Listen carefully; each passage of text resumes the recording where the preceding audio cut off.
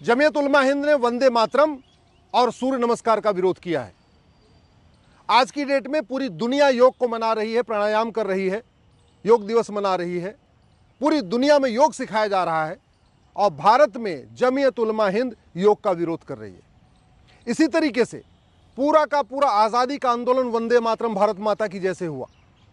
वंदे मातरम के नाम से अखबार निकलता था, वंदे मातरम के नाम से नाटक खेला जाता था, वंदे मातरम के नाम से कविता लिखी गई, सब कुछ वंदे मातरम के नाम से हुआ और जमीयत उलमा हिंद वंदे मातरम का भी विरोध कर रहा है। इसलिए मैं पहले भी कई बार कह चुका हूं, नाम है इसका जमीयत उलमा हिंद, लेकिन एक्चुअली इसका लक्ष्य है गज़वाए हिंद।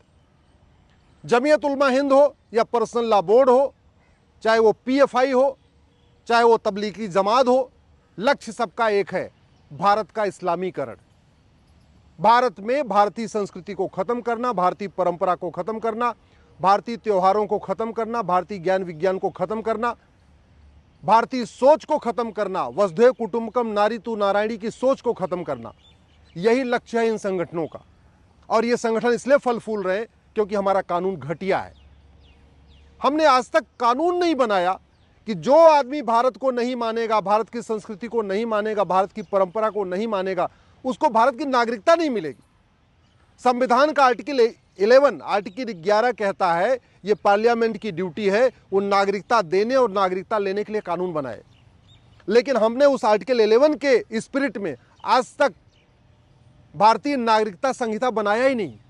एक सिटीजनशिप एक्ट बनाया है, वो इतना सड़ा हुआ है कि नागरिकता वो सबको दे देता है लेकिन लेता किसी की नहीं है। जब से ये सिटीजनशिप एक्ट बना है आज तक किसी की नागरिकता गई नहीं, किसी की नागरिकता सरकार छीन नहीं पाई। क्यों? क्योंकि वो कानून घटिया है।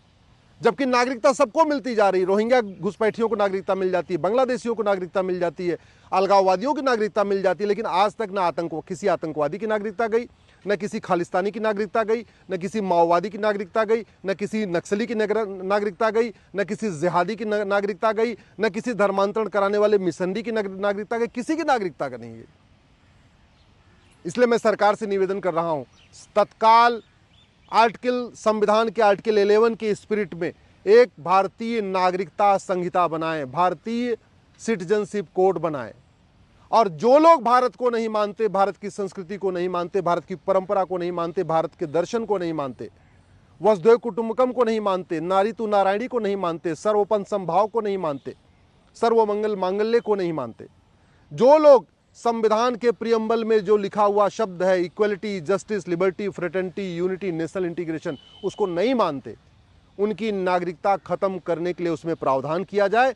और जब भी कोई व्यक्ति देश विरोधी बात करे, भारत की संस्कृति का विरोध करे, भारत के त्योहारों का विरोध करे, भारत की परंपराओं का विरोध करे, तत्काल उसकी नागरिकता खत्म होनी चाहिए। भारत के संविधान में आर्टिकल 19 में फ्रीडम ऑफ एसोसिएशन है, मतलब अपना संगठन बनाने का अधिकार है। लेकिन संगठन बनाने का जो अधिकार है वो देश विरोधी संगठन बनाने का अधिकार नहीं है। जो आर्टिकल 19 में फ्रीडम ऑफ एसोसिएशन है वो भारत को बर्बाद करने के लिए संगठन बनाने का अधिकार नहीं है। लेकिन हमने कोई कानून नहीं बनाया और नतीजा ये है, पहले सिमी चल रहा था, सिमी को हमने बंद किया तो पीएफआई बन गया। अभी पीएफआई को बंद करेंगे तो कोई और बन जाएगा। नाम बदल देते हैं, विचार नहीं बदलते, विचार वही चलता है। और क्यों नहीं चल रहा है? क्योंकि हमने संगठन पे तो हम बैन करते हैं, लेकिन जो लोग संगठन बनाते हैं, संगठन के मेंबर हैं, जो संगठन के पदाधिकारी हैं, उनको हम आजीवन कारावास फांसी नहीं देते। सिमी एक बार अलगाववादी काम करने लगा, हमने सिमी को बैन कर दिया, लेकिन किसी भी सिमी के पदाधिकारी को आजीवन कारावास फांसी नहीं हुई, किसी भी सिमी के पदाधिकारी की नागरिकता नहीं खत्म हुई, किसी भी सिमी के पदाधिकारी की 100% संपत्ति नहीं जब्त हुई। पीएफआई ने काम शुरू किया, हमने पीएफआई पे बैन लगा दिया, लेकिन किसी भी पीएफआई के मेंबर पे न मेंबर को आजीवन कारावास हुआ, न उसकी नागरिकता गई, न उसकी 100% संपत्ति जब्त हुई। आए दिन देश विरोधी गतिविधियां हो रही हैं, उत्तर से दक्षिण तक, पूरब से पश्चिम तक हो रही है। केरल में भी देश विरोधी संगठन काम कर रहे हैं, बंगाल में भी काम कर रहे हैं, और जमीयत उलमा हिंद तो उत्तर प्रदेश में काम कर रहा है। क्यों इनकी अलगाववादी गतिविधियां कम नहीं हो पा रही? क्योंकि कानून का खौफ नहीं है, कानून का भय नहीं। ये चाहे पीएफआई हो, चाहे वो जमीयत उलमा हिंद हो, चाहे पर्सनल लॉ बोर्ड हो, चाहे तबलीगी जमात हो, ये संविधान की आड़ में, संविधान में जो फंडामेंटल राइट है उसी का दुरुपयोग करके संविधान को खत्म करने की कोशिश कर रहे हैं।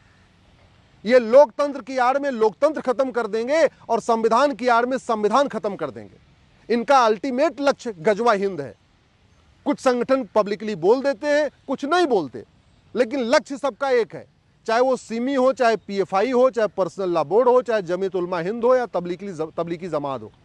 लक्ष्य सबका एक है, गजवाए हिंद, भारत की संस्कृति को खत्म करना और यहां पे शरिया लागू करना, यही इनका लक्ष्य है। समाधान भारतीय नागरिकता संहिता, जो भारत को न माने, भारत की परंपरा को न माने, उसकी नागरिकता खत्म और उसको जेल का प्रावधान। दूसरा, समान शिक्षा। ये मुगल कालीन मदरसे अगर चलेंगे तो भारत में शांति कभी नहीं आ सकती। ये ब्रिटिश कालीन अगर मिशनरी स्कूल चलेंगे तो भारत में शांति कभी नहीं आ सकती। समाधान यही है, मुगल कालीन मदरसे बंद हो, ब्रिटिश कालीन मिशनरी स्कूल बंद हो, ये जो दुनिया भर के सीबीएसई आईसीएसई बोर्ड चल रहे हैं ये बंद हो। भारत में one nation one education board हो, वन नेशन वन सिलेबस हो, वन नेशन वन करिकुलम हो, सबके लिए 10वीं तक यानी 16 वर्ष तक के सभी बच्चों के लिए एनसीईआरटी की किताब अनिवार्य हो। यही तरीका है, नहीं तो भोले भाले बच्चों का ब्रेन वॉश किया जा रहा है। मिशनरी स्कूलों में अलग ब्रेन वॉश हो रहा है, मदरसों में अलग ब्रेन वॉश हो रहा है, और लक्ष्य दोनों का यही है। एक चाह रहा है कि भारत में सब क्रिश्चियन हो जाए, दूसरा चाह रहा है भारत में सब मुस्लिम हो जाए, और उसके लिए अलग अलग वो मॉड्यूल अपना रहे। तीसरा, जब तक फंडिंग नहीं रुकेगी तब तक अलगाववादी घटनाएं नहीं रुकेंगी, अलगाववादी संगठन चलते रहेंगे। खाड़ी देशों से हवाला के जरिए फंडिंग आ रही है, पश्चिम देशों से एफसीआरए के जरिए आ रही है। एफसीआरए 2010 में कांग्रेस ने बनाया इसी काम के लिए था, विदेश जो यहाँ देश विरोधी संगठन है, देश विरोधी पत्रकार, देश विरोधी कलमकारों को फंडिंग कराने के लिए। हमने पीएफआई आज तक एफसीआरए को खत्म नहीं किया, और जो हवाला की फंडिंग आ रही है उसके लिए हमने कठोर कानून नहीं बनाया। भारत में जो हमारा हवाला विरोधी कानून है, ब्लैक मनी विरोधी कानून है, बहुत सड़ा हुआ है। आज तक किसी भी हवाला कारोबारी को, किसी भी काले कारोबारी को न 100% उसकी 100% संपत्ति जब्त हुई, ना उसकी नागरिकता खत्म हुई, ना आजीवन कारावास फांसी हुआ, और उसे फंडिंग आती जा रही है। अलग अलग तरीकों से फंडिंग आ रही है। विदेशी चंदा नियंत्रण कानून बनाना पड़ेगा। बाहर से इतनी फंडिंग आ रही है, पूरी खाड़ी देशों से जो वहां जकात इकट्ठा हो रही है वो सब यहीं भारत में आ रही। पश्चिम देशों से जो है पूरी क्रिश्चियन मिशनरीज को फंडिंग आ रही। जब तक फंडिंग नहीं रुकेगी तब तक अलगाववादी संगठनों की कमर नहीं टूटेगी। और सबसे इंपॉर्टेंट, भारत में जस्टिस विद इन ईयर की जरूरत है। कानून कठोर हो और साल भर के अंदर सजा हो, तब जाके कानून का खौफ पैदा होगा। शिक्षा समान शिक्षा हो, समान नागरिक संहिता हो, घुसपैठ के खिलाफ कठोर कानून हो, धर्मांतरण के खिलाफ कठोर कानून हो, हम दो हमारे दो सबके लिए अनिवार्य हो, और विदेशी चंदा नियंत्रण कानून हो, एफसीआरए खत्म हो, हवाला के खिलाफ कठोर कानून हो, काले धन के खिलाफ कठोर कानून हो, जो यहाँ चंदा आ रहा है उसका दुरुपयोग बंद हो, ये 100 रुपए से बड़ी नोट बंद हो, 5000 रुपए से महंगे सामान का कैश लेन देन बंद हो, प्रॉपर्टी को आधार से लिंक किया जाए, जिसके पास काला धन बेनामी संपत्ति मिले, आय से अधिक संपत्ति मिले, उसको आजीवन कारावास फांसी दिया जाए, उसकी नागरिकता खत्म किया जाए। और सबसे बड़ी बात ये, जो भारत में भारत विरोधी कार्य करे उसकी तत्काल नागरिकता खत्म किया जाए। जब तक ये कानून नहीं बनेगा तब तक कुछ नहीं बदलेगा। जमीयत उलमा हिंद हो या पर्सनल लॉ बोर्ड हो, चाहे वो तबलीगी जमात हो या पीएफआई हो, वो मनमोहन सिंह की सरकार में भी वैसे ही काम कर रहे थे, आज भी वैसे ही काम कर रहे हैं, कुछ नहीं बदला। मैं पहले भी कहता हूं, डॉक्टर बदलने से बीमारी ठीक नहीं होती है, दवा बदलना पड़ता है। ऐसे शासक बदलने से अराजकता खत्म नहीं होती, शासक बदलने से जिहाद खत्म नहीं होता, शासक बदलने से मजहबी उन्माद खत्म नहीं होता, शासक बदलने से घुसपैठ धर्मांतरण नहीं रुकता। कानून बदलना पड़ता है।